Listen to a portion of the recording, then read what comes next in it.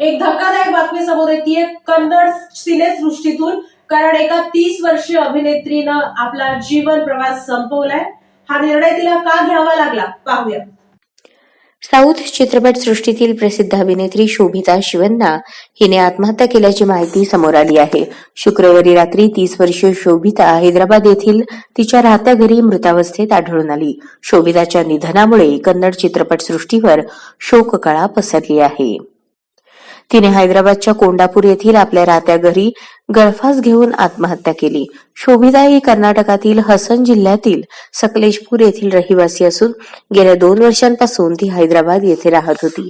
तिच्या आत्महत्येचे कारण अद्याप अस्पष्ट आहे. तिने अल्पावधीतच छोट्या पडद्यावर आपल्या अभिनयाच्या जोरावर स्वतंत्र ओळख निर्माण केली होती. 12हून अधिक लोकप्रिय मालिकांमध्ये तिने काम केले. त्यात गालीपाता, मंगलगौरी, कोगिले या लोकप्रिय मालिकांचा समावेश आहे.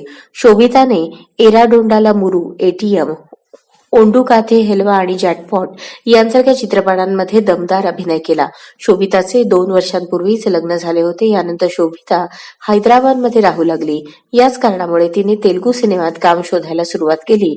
तिने अनेक तेलुगू चित्रपटातही काम केले आहे.